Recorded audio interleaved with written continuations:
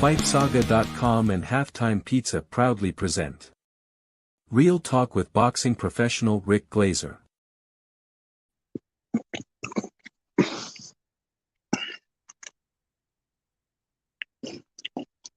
Guys, welcome. Happy Monday to all of you. We hope that you guys had a wonderful start to your work week. Well, there's a lot to talk about within the world of boxing, and no one better to do it with than our very special guest, the incomparable Real Rick Glaser. Rick, how you doing tonight, sir? Good joke. I tell you what, guys. A good joke. Oh, absolutely, guys. We're going to have to run to tight 60 because Rick is a very busy man, and to help me do it today, that's going to be none other than my brother, G Funky Boxing. G, how you doing, my friend? Hey. Sorry I'm a little late to the party, but it's all good, man. Let's get this thing rolling. Oh, absolutely, brother. And unfortunately, my computer's a little dragging, so I'm going to have to depend on you while I restart my computer. And so, hey, steer the ship if you can. Get to know Rick once again. You've been absent for the last 2 weeks. It hasn't been the same without you, my friend. Yeah. So, guys, but there are a lot of current events, guys, and we've got a lot to cover, man. And we've got, in the immortal words of Jerry Reed of Smokey and the Bandit fame, well, we've got a long way to go and a short time to get there, unfortunately. But I tell you what, Big Rick, how have you been? How was your weekend? Did you enjoy watching the replay? That one-sided ass stomping. Is that to you? Is that the gift that keeps on giving, brother? Well, yeah, sort of. No question about it. There's a couple things.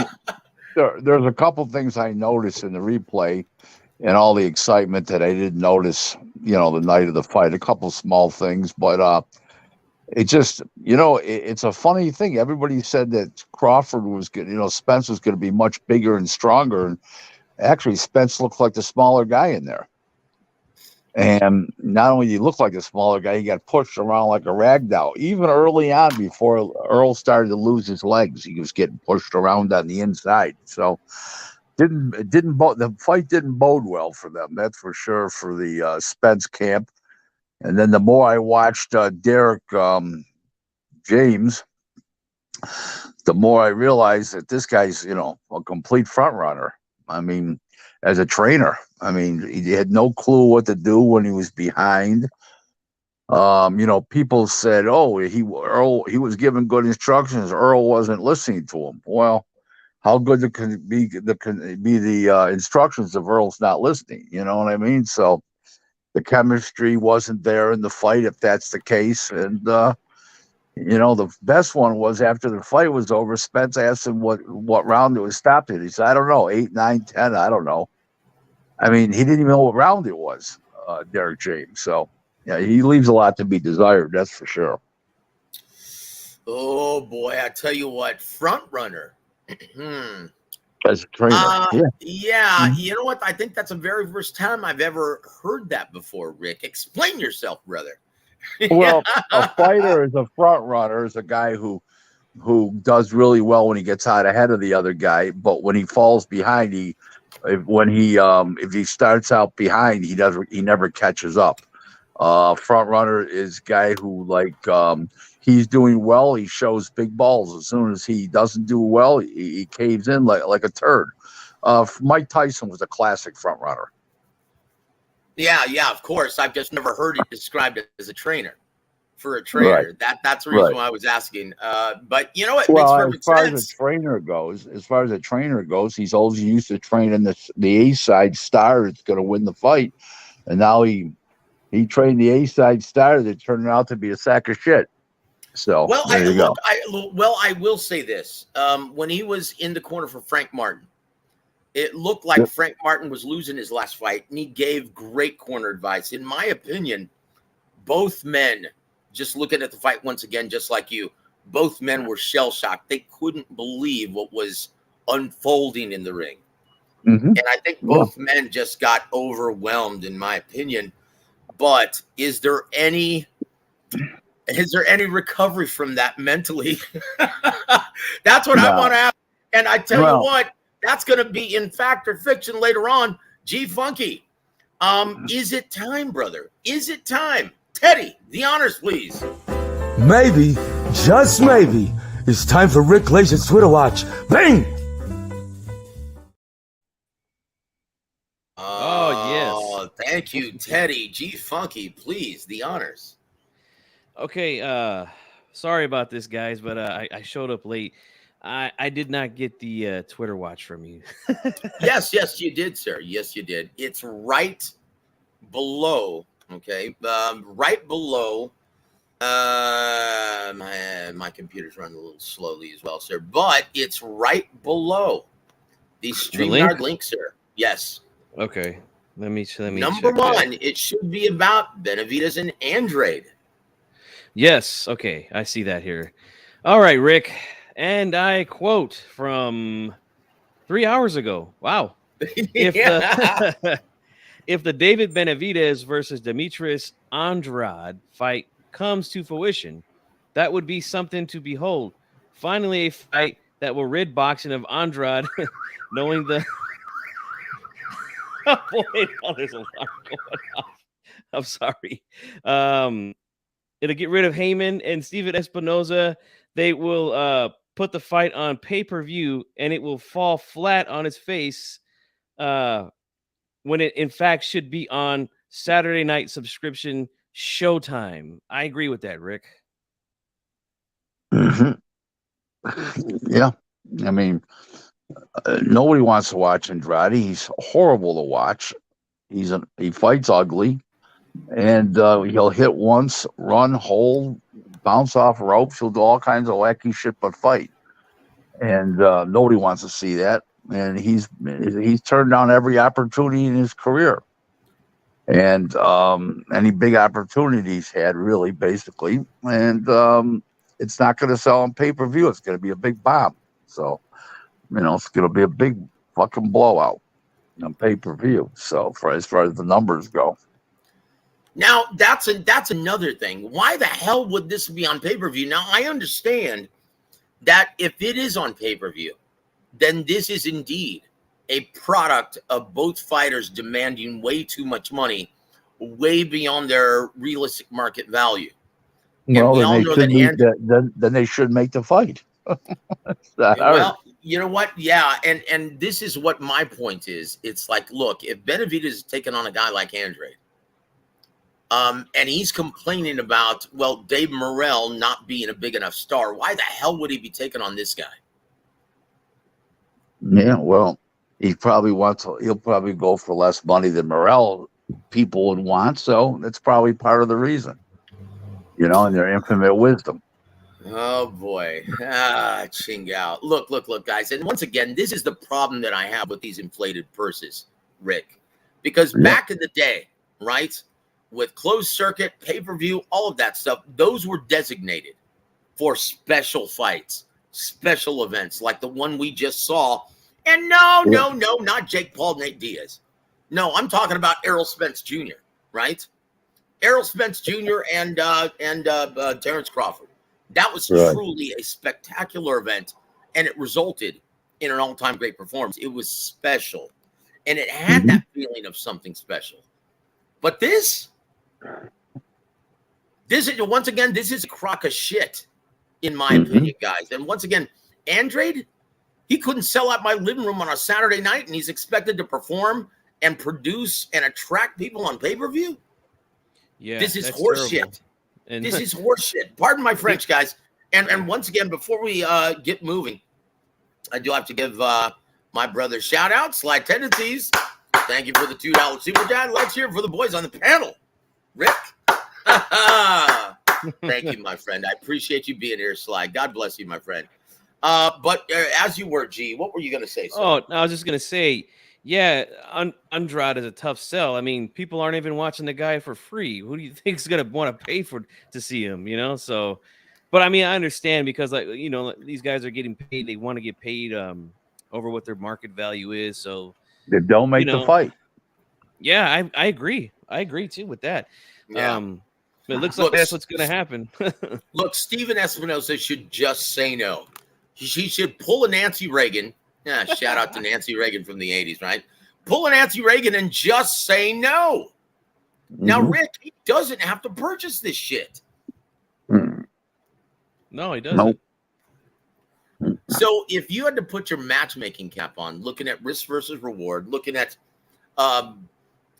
just who would you actually pair it for David Benavidez at this time?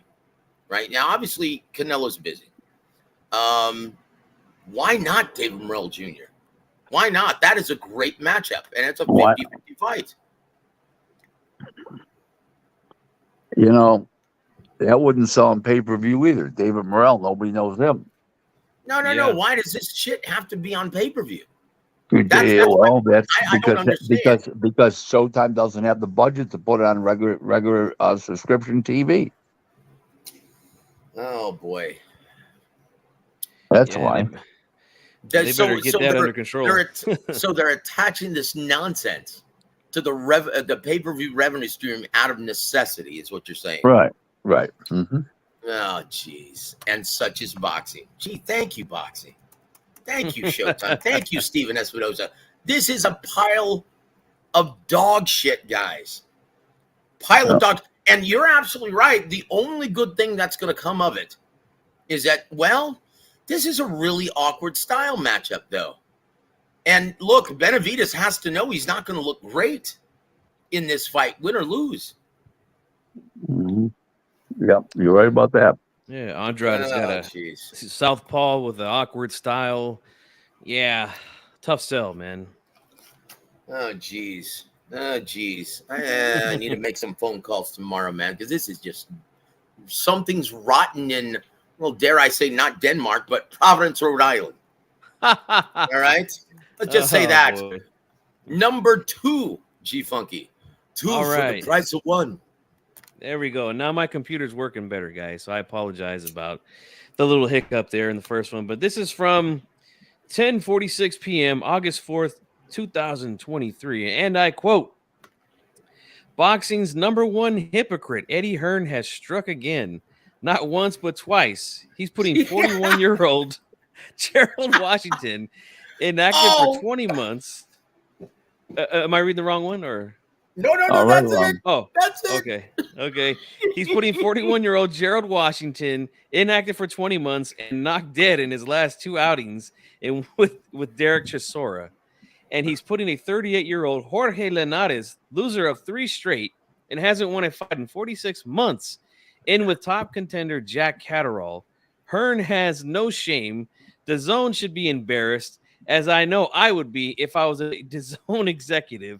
New hashtag now is hashtag horrible Hearn. I love that hashtag. That is hilarious.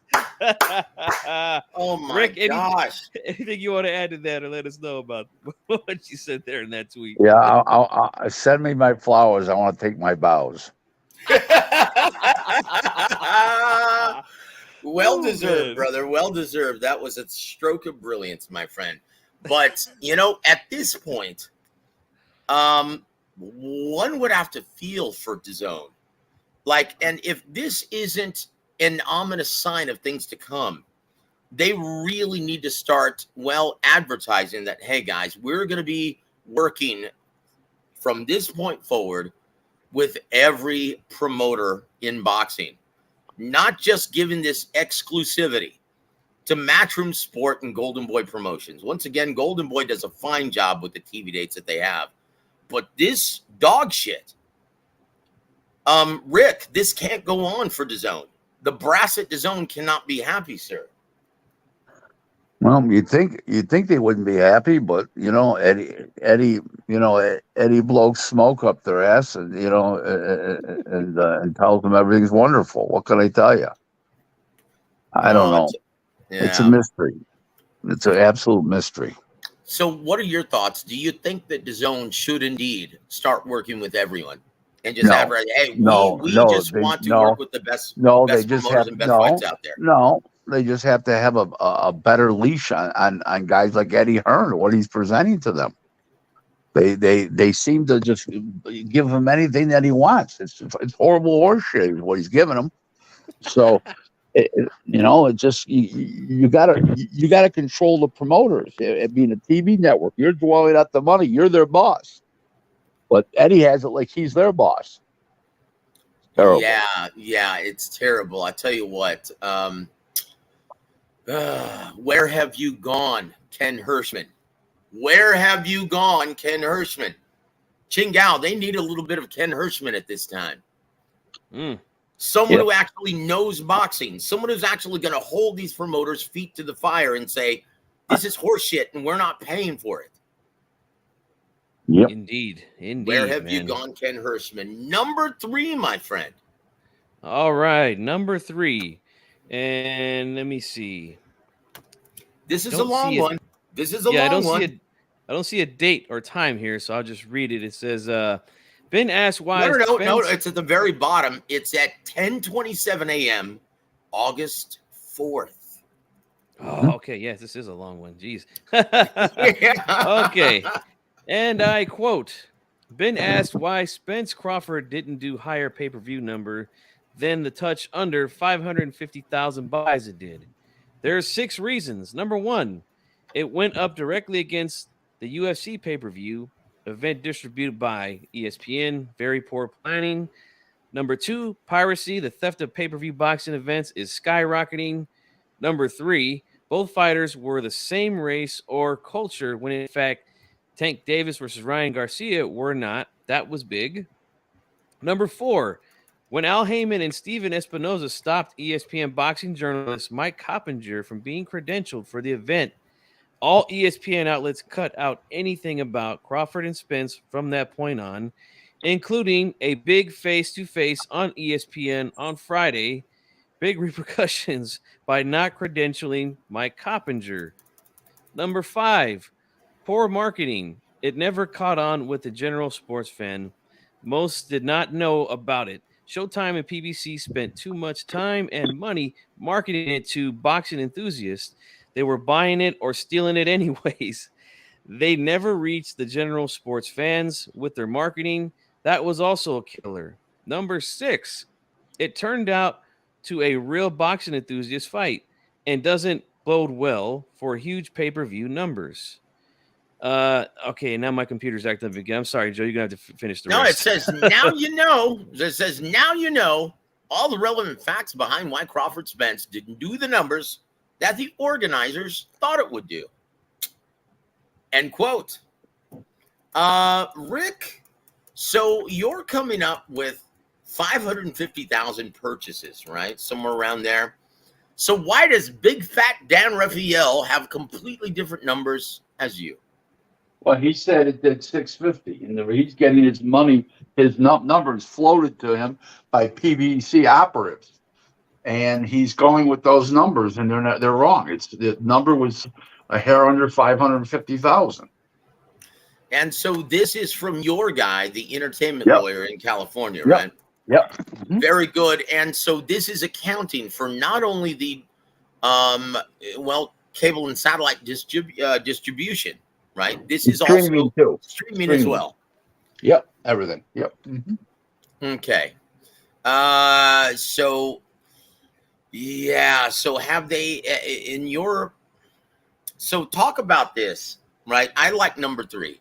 Both fighters were the same race or culture when, in fact, Davis Garcia, obviously that brought the big Mexicano, a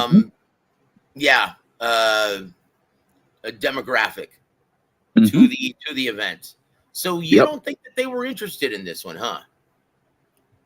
No, why would they be? Because of the kid in the co-feature there, Isaac Pitbull Cruz.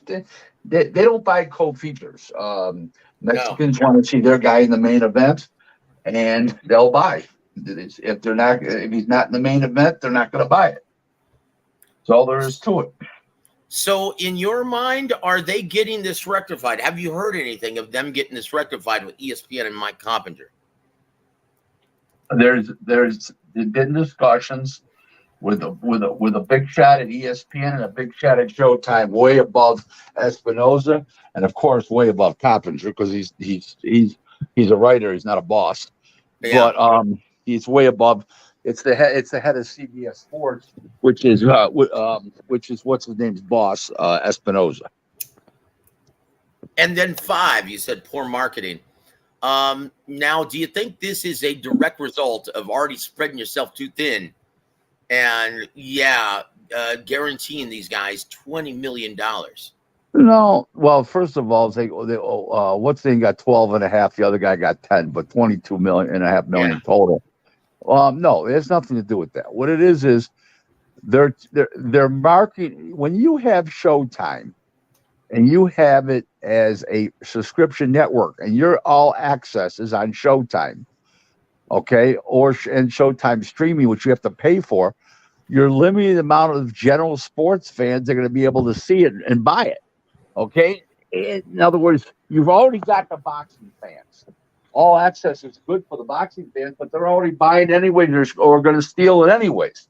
So you're marketing to the people twice in the sense that they're already going to buy it. Now you're marketing to them again. It's sort of like a guy, like a local politician going door to door, and he goes back to the same house, and the guy says, "Buddy, I already said I'm voting for you. What are you back here for?"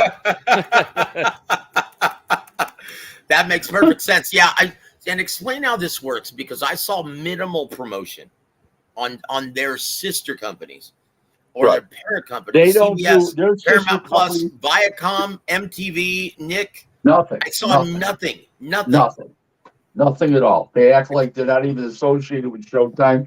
Even their news networks didn't have any, like CBS or anything like that. Had zero. It's just, it is what it is. It's corporate organized confusion is what it is.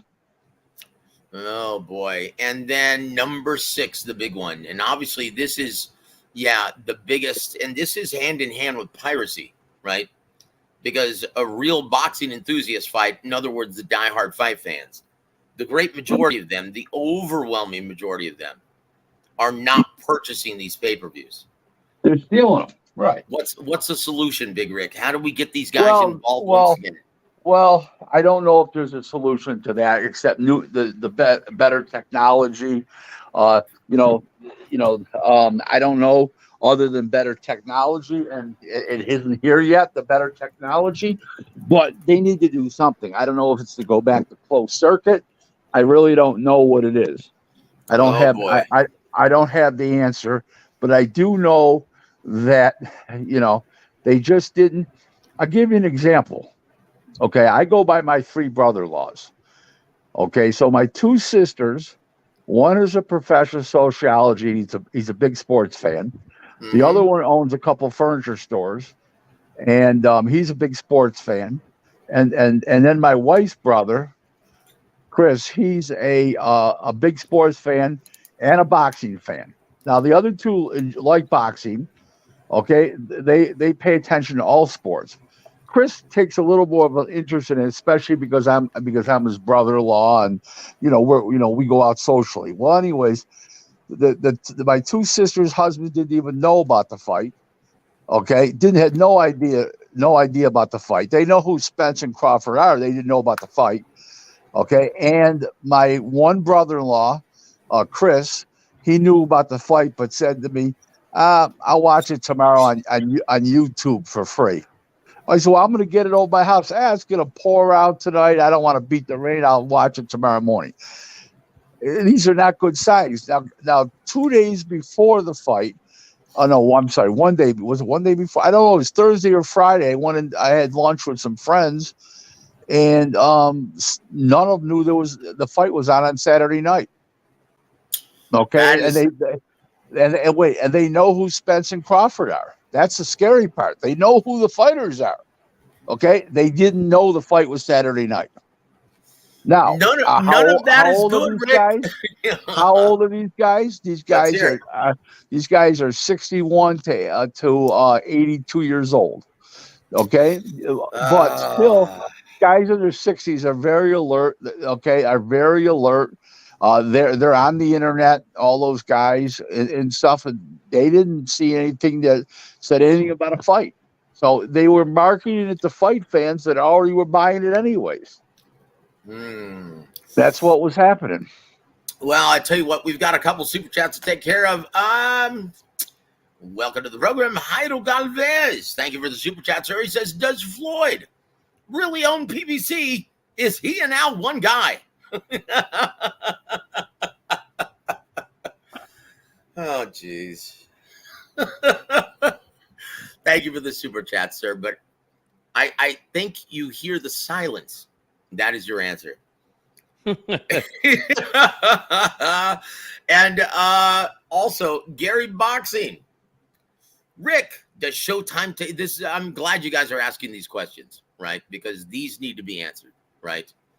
And once again, we profess, and because we are all working members, active members of this business, these are very important. So, guys, if you have any other questions like this, fire away. Rick, does Showtime take 30 or 50% of the pay-per-view revenue? And it might shock you guys how little they're entitled to after they cross that threshold. And okay. Well, first of all, yes, sir. The distributors, which are the cable networks, the satellite and everything, they do take 30%. Okay, but out of that amount, what's the name gets? I think 7.5%. Showtime ends up. That's the retention. There's like 7.5%, very small. But 7.5%, over with a lot of people is a lot of money. Depends which way you look at it. It doesn't sound like a lot, but when you add it up, it's a lot. Hello, Joe, you there? I think we might have lost him for a second. Big Joe, okay. check 1, 2. Mm-hmm. Yeah, I think he might have dropped off for a second. You already addressed this super chat, right, Rick? Yep, I just did. Yep. Mm-hmm. Okay. Okay, Showtime take 30. Okay, let's see if we can find something else for you to answer while we get Joseph back on. Let's see. Larry here says fights that do 1 million pay-per-view buys or more: Canelo versus Benavidez, Usyk versus Fury, AJ versus Wilder. Do you agree with that, Rick, that all three of those fights can do at least 1 million pay-per-views? No, Fury and Usyk won't do anywhere near that. Wilder and Joshua, well, that could do 850, 875. Yeah. Okay. What do you think about Canelo Benavidez? It's not happy. It's not signed. Let's deal with something that's signed, which is well, yeah, okay. If you want to know, it may do that. Yes, may do 1 million, 1,000,001. Yep, for sure. Yeah, I think so too. I think there's potential for that fight to be huge. Joseph, you there? Yeah, can you hear me now? Ching Yao. Yes, sir. Holy cow. Unbelievable. My apologies, guys. Could you hear G Funky? Because he was complaining, and he says, "Son of a bitch, don't come back." That's just like G Funky. Come on now, brother. But hey, thank you guys for the super chat. And once again, I love the breakdown, and that's what Rick's here for, guys. If you have any questions regarding the business or anything, please let it fly, guys. That's what Rick is here for. And we only have him on loan now for the next 30 minutes. But I will say this, guys. This is why it's so important, guys, to order these fights. If you're gonna purchase these things, if at all possible, try to purchase it direct streaming app or online, because they don't have to give a huge percentage to the antiquated cable and satellite distribution method. And if you order through there, well, they pretty much everyone by the short hairs, because not only are they responsible for delivering the package, but they're also responsible for collecting all of the money through cable and satellite bills. So there's not a damn thing anyone involved can do about it. They're at the mercy of the cable and satellite distributors, right? Mm-hmm. Is that right, Rick? Yep. That's right. There it is, guys. And there it is. Let's see. Now you're making me feel bad, Joe, because I always order through TV because I have a television outside. Well, you should feel bad, you dirty bugger. You're in this business. You should know better. No, I'm just jiving. At least you purchased it and didn't illegally stream this fight, right? So, guys, it is everybody time. calls it illegally streaming. I call it stealing. That's it. That's exactly what it is. That's illegally exactly what it is. streaming sounds high class and sophisticated, like an embezzlement, for Christ's sake. This is a fucking outright theft. So they embezzled it. Color crime, right? And so, yes, tonight we're going to be illegally streaming this event. No, you're stealing. It's theft, you dirty bastards. Okay, here, Floyd, the honors, please. Hey, we ain't ducking and dodging nobody. It's time for fact or fiction. All right, thank you so much. Thank you, Floyd. Number 1, G Funky. All right, number 1 for Big Rick, fact or fiction. Jake Paul versus Nate Diaz doubled Spence versus Crawford's numbers on pay-per-view this Saturday. Fact or fiction, Rick? I doubt it. No, would have to do 1.1 million. No, didn't double it. No. Well, how much do you think it did, sir? I don't know. You know, it probably did. Probably did 700. I would say. You know, don't forget, Jake Paul got some luster lost off from after he lost to Tyson Fury's brother there, Tommy Fury. So it's like, you know, okay, but I don't think it did what they thought it was going to do. You know, probably 700, I would guess. That would be a good sign. According to Jake Paul, though, now, once again, Tommy Fury, that pay-per-view, did like 850,000 purchases domestically, just in the States alone, not including UK. Right. According to Jake Paul, he said that, it was tracking much higher. So we'll see what happens when the numbers are officially released. But once again, I like Rick's answer, though. Don't know. Don't care. This is Jake Paul. I love it. Yes. I love it. Number 2, G Funky. All right, number 2. As unwise as it may seem, Spence Jr. will invoke his rematch clause and take on Terrence Crawford at 154 pounds later this year or early 2024. Fact or fiction, Rick? I think he's stupid enough to do the rematch, so I would say yes. Well, big payday. It's hard to walk away from that for sure. Yeah, I've never heard of any fighter walk away or leave $10 million on the table. Mm-hmm. Yeah, that's a lot of money to save. But you remember something. He's not leaving $10 million on the table, because if he went and fought somebody else, he'd still get paid millions, even without fighting them. So he's not leaving $10 million on the table. Oh, boy. I tell you what, this is great. I love this, Big Rick. I don't know if you're familiar with wrestling, but this is right up my alley. Big slack tendencies drop. Uh-oh. It's Eddie Hearn morphing into the Eric Bischoff of boxing, meaning that he started out strong but nosedived and tanked the company in the end. They're listen, they make money, but they're a fucking mess. They're a financial success and an artistic mess. Well, here's the problem, and you nailed it early on in your tweet, Big Rick, by what was the hashtag? Horrific Horrible Hearn. Very fitting. So once again, guys, someone needs to look out for the networks, and it's obviously not Eddie Hearn. Eddie Hearn, a la Bob Arum, right? And once again, whenever when I was interviewing Bob Arum, when they were breaking away from HBO, I said, well, what are you guys going to do? Well, we're going to do whatever's best for Top Rank. We've always done what's best for Top Rank, and we're going to continue to do what's best for Top Rank. So just interject Eddie Hearn's British accent there. Well, we're going to do what's best for Matchroom Sport. That's what we've always done, and we're going to do what's best for him. So, guys, is it any coincidence that he's moving towards Skills Challenge? Look at all this nonsense that they're going through with AJ's current quandary, right? This fight this Saturday. And is there any mention of AJ versus Deontay Wilder possibly being on DAZN? Hell no. They're going to sell the broadcast rights, the life, once again, to the Saudis. And they're going to put it up for auction once again. DAZN cannot be happy about that, Rick. Well, no, that's not how it's done, actually. How it's done is they pay the fighter and the promoter a fee, and they get all the rights. That's what I'm saying.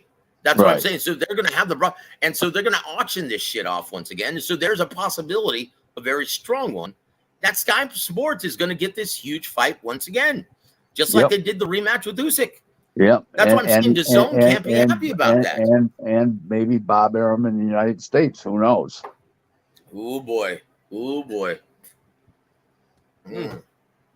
Tell you what, there'd be a lot of interest in the States in Deontay Wilder versus Anthony Joshua. That's a big fight. It was a mammoth fight several years ago. Yeah, I think there is still some interest in that for sure. Oh yeah. And there it is. And there it is. Another super chat from Heidel. Thank you, sir. Hey, Rick, why is DAZN in circus boxing? Why is everyone getting involved in circus boxing, Big Rick? I have no idea. It's a fad. It's a come and go fad, and that's what it is. Well, look, guys, if the mainstream and casual demographic are probably the only ones who are purchasing these events any further, yeah, you're gonna continue to see executives try to get that demographic, find ways and devise ways to get that demographic involved. And if circus events do it, then so be it. You're going to see more and more of it, especially if Jake Paul versus Nate Diaz proved to be a huge success. Yeah, get ready because it's coming. Yep. You're going to see more of it. And that's why you guys got to stop embezzling the pay-per-views, all right? Support the sport so that these guys don't have to do these things, you know? That's it. What are we on, number 3 now? Yes, sir. Number 3 for Big Rick. Oh, and it says, Otto Wallin will step in as an opponent for Anthony Joshua this Saturday on regular subscriber DAZN. No. And the rest says, and AJ will once again put forth a lackluster performance. No. They're not taking a left-hander like Wallin on short notice. There it is. Yep. Look, they might as well roll the bones then with Filip Ergovic. And according to Ronnie Shields, spoke to him last night when he touched down in London, or early this morning, I should say. Yeah, he said, no, we're not going to get that fight. We've got no chance. I know they've talked to us about it, but Anthony Joshua and his team, they're not going to take Filip on short notice. No. And I said, well, what about Lennox Lewis versus Vitaly Klitschko? He said, look. 1, HBO really wanted that. And 2, let's just face it, Lennox was never the shot caller and ticket seller that Anthony Joshua is currently. Do you agree with that, Rick? 100%. Oh, boy. So, guys, if you were hoping, just like I was, that Filip Ergovic was going to get thrust into the main event, well, sorry, guys. It's not going to happen. Now, here, let me go to my brother W.A.W real quick, right? Larry Liston. He had a very insightful comment. Oh, boy. And look, I don't hate this. Guys. Let me scroll up real quick. Just 1 second. Hold on. So many comments. My apologies, guys. I'm just not able to get to all of them. But hold on. Well, I can't seem to find it now. Hold on. Just 1 second. Oh, here it is. I actually don't mind this. He says, I got some bad news, guys. Rumors on the YouTube streets is that Robert Hellenius, of all people, is the guy who's replacing Dillian Whyte. That's an awful fight. Hope it's not true. I don't mind that. I believe that. Didn't he just fight this weekend? Yes, he did. And he beat up a guy who was 6-0 and had no business being in the ring with him. Right? Wow. A finish. Well, now he's finished, but a Finnish prospect, right? 6-0, and he whooped his ass. I don't mind that fight. Guys, No. Look, you can't do any worse than Dillian Whyte. And what I thought was laughable, Big Rick, tell me what you think about this. Dimitri Salita bragging that it's either going to be Otto Wallin, no chance because he's an awkward style. It's going to make Anthony Joshua look bad. And 2, he brought up Big Baby Miller. Yeah. Wow. Look what just happened with Dillian Whyte.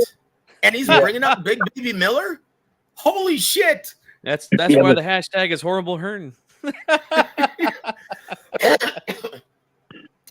No, what I'm saying is the Stones, and once again, I love Dimitri.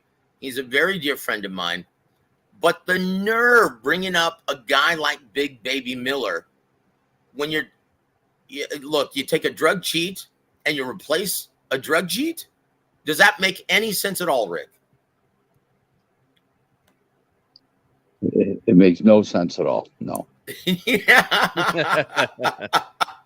Even though that I happen to know that Miller's not on any peds anymore, so I wouldn't have a problem with it. But I don't think Eddie could stand the heat from the situation. Oh no! Of course. You stay clear of that train wreck as far away as you can, for sure.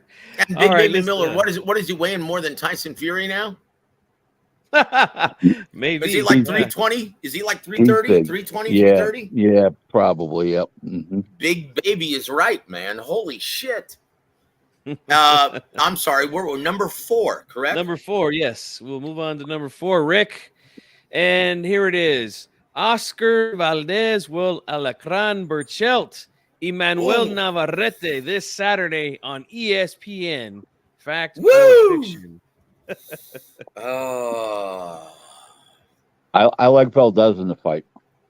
So do I. Rick. You know what? It's funny. Last night, James Gogi, he always does his big fight preview, right? And he makes his big prediction. Now, keep in mind, he's only made 2 wrong predictions in the last 2.5 years. But one of his wrong predictions was Oscar Valdez and Miguel Burchelt. I'm afraid that he's fallen into the same trap and completely underestimated Oscar Valdez here. Why do so many people, Rick, continuously underestimate Valdez in these fights? I have no idea. I never have. The only one I didn't like him was when he fought Shakur. Yeah, and that's his only loss. That's his only loss, guys. Now, for anyone. What do you think of the progression of Oscar Valdez under the tutelage of Eddie Reynoso? Well, I don't think that really matters. He's a pro. He was an Olympian for Mexico. He's a real pro. Mm-hmm. And no matter who trained him, he'll do well. He's that kind of guy. Yeah. His style's pushed up a little bit under Reynoso. Mostly mid-range, high guard, catch and shoot type style, counter punch. But I don't want to give away too much. I'm going to be doing a prediction on my channel on this fight in a couple of days. But I do feel like, and guys, go back and watch the Whyte Gonzalez fight with Navarrete. You'll see what I mean, man. When Whyte fought behind the jab and pushed Navarrete back, he was very uncomfortable. And he just cannot fight going backwards. I think Valdez has got the speed and power to make him respect that, and he might end up forcing him back a little bit. Don't be surprised in pushing El Vaquero back in this fight. You know, it's funny that Coach Gogi, overwhelming. Now, this is just not just a little bit, but overwhelmingly, fight fans are picking Valdez in this matchup. And in my opinion, I think Coach Gogi is the only one I've seen who's actually picking El Vaquero. Mm-hmm. Wow. I've seen a few people on Twitter that have told me they're taking Navarrete, but we'll see, man. It's a fantastic fight. Can't wait. I tell you what, Coach. I tell you what, Rick. The fans are going to win this one. And thank you, ESPN. This is for free, guys. On regular ESPN. This is a fantastic matchup. Yes, sir. And God bless you, Bob Arum. Thank you, sir. God bless you, Brad Goodman. Thank you, sir. And God bless you, ESPN. Thank you. No, where are we at? Number 5, right? Yes, the fight 399, and we are on number 5. All right. And it says Floyd Mayweather Jr. is absolutely correct when he states Spence should be competing at 160 or 168. Fact or fiction, Rick? Oh, boy. Absolutely not. Oh, jeez.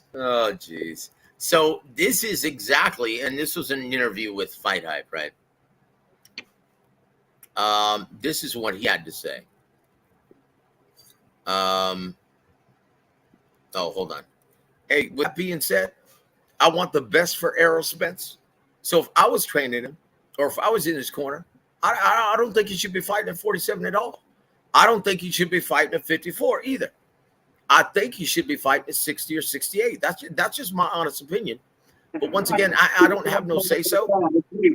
When these guys, certain fighters, when they want to fight, our job is just to line it up. Us fighters, we're warriors. We're always going to fight the best. That's just how it is. End quote. Oh, jeez. Once again, Big Rick, should he be fighting any further? I think that's the real question. I would retire him, but what I would do is I would put him in with a guy who can't punch, right-handed, right in front of him that he could look good against, at least see what he's got, before you put him in a real fight again. But they're not going to do that. They're just going to throw him in like a dog. Oh, shit. So in your mind, Rick, how does Tim Tszyu, how does that fight look at 154 pounds against Errol Spence Jr.? Tim Tszyu destroys him, knocks him dead. Wow. Oh, boy. You guys heard it here first. And let me ask you why, brother, because I'm going to write an article about that, sir. Yeah. All right. So let's. No. Please, Rick, explain, sir. Once again, I want you to expound because I'm going to write an article about this. He's too strong. He's accurate with his punches. He pushes forward a lot, and he's stronger than Spence will be. And he'll just push him back and hit him at will. Oh gosh, yeah, he's definitely the bigger, stronger, fresher man at this point. Yep. But what holes he currently has, well, you're not going to see it against Errol Spence Jr., are you? Nope. Oh, geez. Yeah, this is a horror show. Earl will make Tim Tszyu look like the greatest ever. Yeah, and unfortunately, when you grow accustomed to making these huge purses, if you want to make that kind of money again, you're going to have to fight live dogs, aren't you, Rick? Yep. Oh, this is a real quandary, guys, for Errol Spence Jr. Holy shit. Well, Errol, you had a great career, brother. I don't know what else to say. Number 6, my friend. All right, number 6. Rather than taking on Caleb Plant later this year at 168 pounds, Jermall Charlo will be admitted into rehab instead. Fact or fiction, Rick? Oh, boy. I don't know. How do I? It's like a non-boxing question. I don't really know the answer. I don't know him personally. I just know he's gutless. I know he's gutless. Holy shit. Oh, Chingao. Well, I will say this, and once again, this is referred to, guys. This is referring to the slap heard around the world. If you paid any attention to that nonsense and noise that happened, well, at Spence versus Crawford, right? And Caleb Plant went online to clear the air in an interview saying, or basically on his Instagram saying, hey, look, this guy tagged on my beer because he was under the influence of something or drunk, maybe both. And I told him, hey, get your hands off me. He did it again, so I smacked the shit out of him. Right. What about the Chicago White Sox, Tim Anderson? One shot to the chin. He went out like a light. by a guy named Jose Ramirez. How about that? Yeah. Jeez. I tell you what, now he's on the injured reserve, isn't he, Rick? No, he's suspended for 6 games now. Holy shit! Yeah, Yeah. justifiably so. And Ramirez got three games, and he got 6. He should get 6 games. It's just for having a bad shit.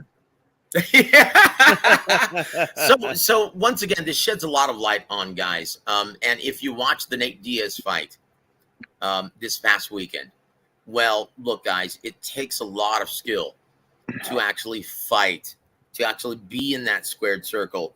Not everyone can do it. Not even someone who claims to have a boxing background like Nate Diaz. Did you see that dog shit, Rick? Did you see the guy who didn't even know how to throw a punch? Yep. Boy, look, guys, I've seen Nate Diaz perform on YouTube, and he's shot, and he has no balance at all, and he looked like it. He's terrible. Yeah, for a guy. Listen, guys, I'm going to say a couple words because we only got 5 minutes to go, so I'm going to say a couple words right now. Yes, and sir. I want to run some things by you guys.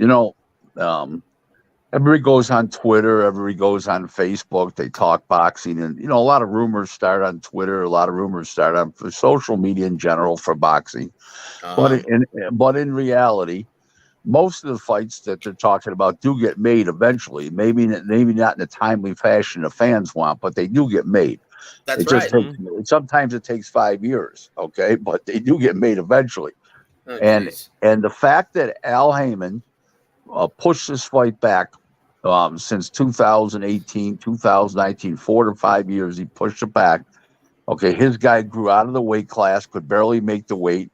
He had the car accident. He blew up. He blows up in weight between. He has a drinking problem.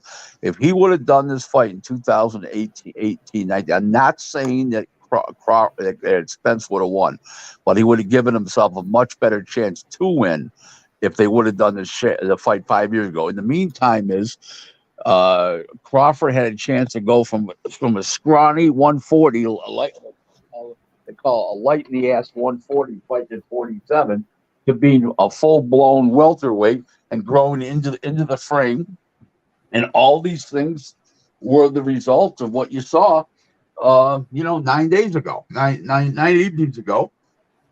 And I've always said this about Al Haymon. Al Haymon knows how to get money for his fighters. He knows how to get money out of networks. He knows how to get money out of people. But people call him their advisor. What was the last time he made a great decision for a fighter? So let's not go to Andy Ruiz and the Andy Ruiz thing. He was just an opponent they threw in. They didn't think he could win, and he won. Where was the game? Where are the game plans? Anybody that has a game plan is doing well at PBC has another promoter. Like Sampson is the promoter for David Benavidez and these kind of things. These guys that are entrusting their careers to Haymon, they're making money, but there's no there's no legacy there with these fighters. A PBC fighter, a champion, fights once every 14 months on an average. That's less than once a year, folks. And it's comical. And it's comical. And then the Fulton thing. Oh boy. The Fulton thing, Haymon didn't want to fight. But okay, you didn't want to fight. Okay, so he had 2 belts. He was number 1 in the BO, not number 1 in the BC. He could have just said, okay, here's the BO belt. I'm staying over here in America. He didn't tell him to stay over here in America with your BC belt. He put both belts up. He didn't have to do that. They could have said, okay, here's the BO belt back. You're number 1 in the BO, and I'm staying over here and I'm fighting. But, they're under a lot of pressure because they're out of money. They're throwing these guys in fights now. That he wouldn't have thrown them in 2, 3, 4, 5 years ago, and then this is what you're getting, and they're not winning any fights fighting non-PBC fighters. So what's the moral? So what's the moral of the story, Big Rick? The moral of the story is they're listening to a guy that doesn't know really that much about boxing, doesn't understand the science of the game, Has he done well for them financially as far as getting them a lot of money? The fighters, sure, getting them in position, sure, but these guys, there's no way. I have said for the longest time, there's no way that Earl Spence beats Terrence Crawford. And yep, yeah, I've been saying it for a while too. I said that about a Newey and Fulton. Fulton had no firepower to keep him off. The guy just walked in like Grant took Richmond. So that's just the way it is. Well, listen, I got to hit the street now, guys. I'll let you go. I'll see you guys next Monday. Okay. We're looking forward to it, Rick, and thank you once again for your time, my friend, and good luck, Yankees. Thanks. Round of applause for Big Rick Glaser, please, G Funky. There we go. Oh boy, I tell you what. Yeah, you know what? And once again, Rick is right on the money here when it comes to Al Haymon. Most people don't realize he's not a lifelong boxing guy. He's not like Tom Brown, right? No. He hasn't spent 30 plus years in this business. He's not Brad Goodman. He's not Samson Lukowitz. He's not Bruce Trampler. He's not Don Chargan. He's none of these guys. He hasn't been a lifelong boxing guy. He's a music promoter. And he's still learning on the job.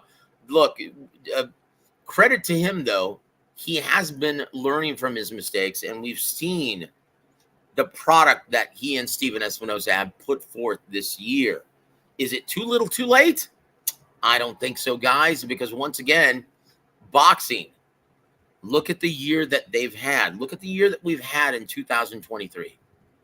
Great year. So there is still hope. There is still gold at the end of that rainbow, I think. And once again, you can't argue with the results that Steven Espinosa and Al Haymon have had this year, but make no mistake about it, guys. Rick is indeed right. He is still learning on the job.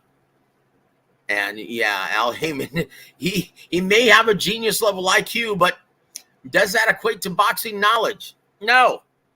He's still learning on the job, brother. G Funky, any final thoughts, or is there anything more that you'd like to discuss while we have this time with our War Week Radio extended family? Well, I'll just say this, great fight coming up this weekend on, again, free 99, guys, on ESPN. Okay, and here's a question that I might do a show maybe later tonight if I got time. If not, definitely tomorrow. But a question that I want to ask you guys out there, and I'll ask this question again on my show. So make sure you head on over and subscribe. Keep talking, G Funky. I've got to take a minute break, sir. Keep talking. Sure, no problem. The question I want to ask everybody out there is, when Valdez was going into his fight with Miguel Berchelt a couple years back, it seemed to me like he was he really wanted that fight, obviously, because it was a big fight in his home country of Mexico. Both guys are from Mexico. And I think he was really looking for that fight to be more competitive than it was, to try and get a great Mexican trilogy, kind of like Barrera Morales. So that didn't happen. Obviously, there's no need to see that fight again because he just beat the living hell out of Miguel Berchelt and really changed his career. I mean, he comes in his next fight, gets stopped again, and I don't think he's fought since then, at least from my understanding. Maybe, just maybe, like Teddy Atlas would say, just maybe. Just maybe, Navarrete will give him a tough fight this Saturday, and then we can get another great Mexican trilogy, man, with Valdez. I really think that's what he's looking for. And if not, might have to be somebody coming up in weight, one of those featherweights who can't make that weight anymore. Might be the guy for Valdez, but we'll see, man. I think it's going to be a good fight, but I am taking Valdez. And don't forget, guys, subscribe to the channel. I will be doing a breakdown this week on the fight. I tell you what, guys, my apologies for not being able to, address all of you. We were very strapped for time with Big Rick, right?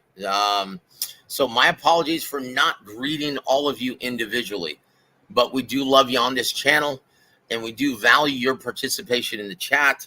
Once again, guys, great job coming up with the questions for Big Rick. I will say this. And hey, Puro South Central, how you doing, my friend? El Puro Pinche, Sur. Hard Times Boxing, how you doing, my friend?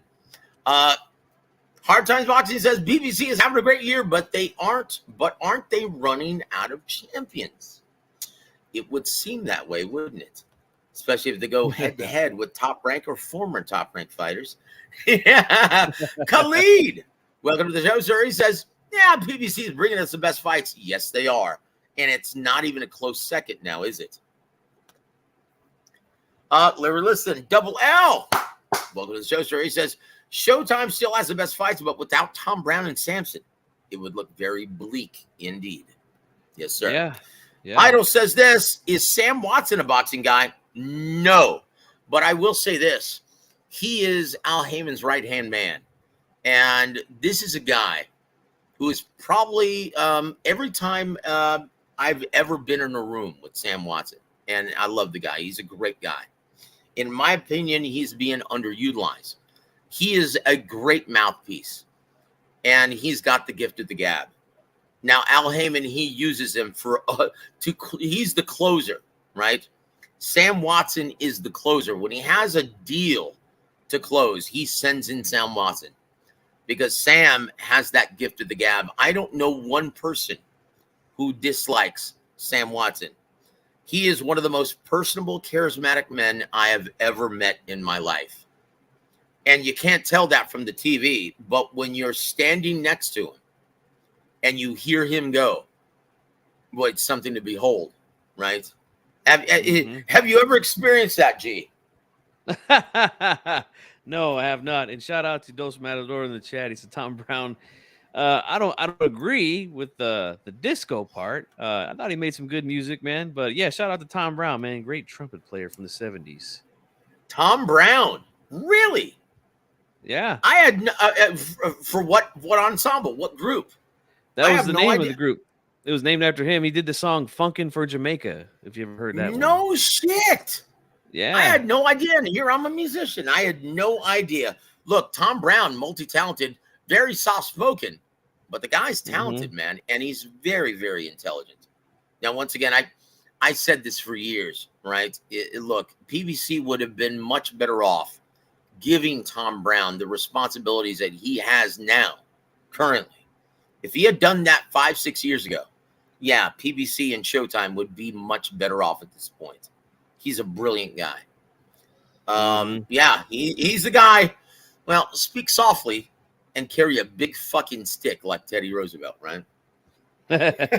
Yeah. That's Tom Brown. But I tell you what, Denise, thank you, sister, for joining us. Thank you very much. I tell you what, though, we're at the end of the line, guys. G, is there anything else you'd like to address? Or is that pretty much it? And we should look forward to, migrating over to G Funky later on this evening. Yeah, like I said, guys, my schedule is kind of all over the place right now. But if I do get some free time tonight, I will go live and we'll talk a little bit about the fight this weekend and a few other things that have been going around, the boxing world. But the breakdown will be later this week. Definitely look forward to the fight, guys. And I hate to go against Coach Gogi because he is a genius when it comes to this stuff. But I don't know. I have a feeling that Valdez. Well, look. All I can say is this. If G Funky, and that's to all of you guys. Now, once again, I've seen everyone and their mother pick Valdez in this matchup, and justifiably so. Seeing what he did to Alacran Burchelt, you might see Alacran, the Scorpion 2.0, right? You might see it happen again. But I will say this.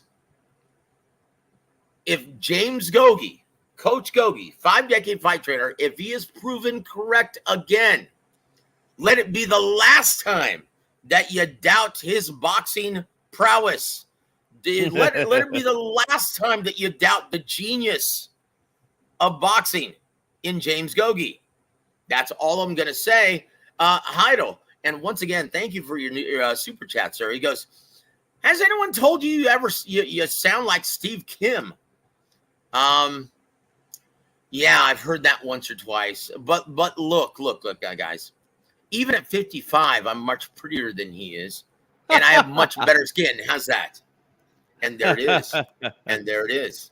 But yeah, I have a lot of respect for Steve Kim and anyone who's devoted the great majority of their life to our beloved boxing. Much respect to Steve Kim and everyone who actually holds in high regard their beloved boxing. With that said, guys, on behalf of G Funky, I'm Joseph Hearn. You've been listening to Real Boxing with Rick Glaser. Have a great evening, everybody.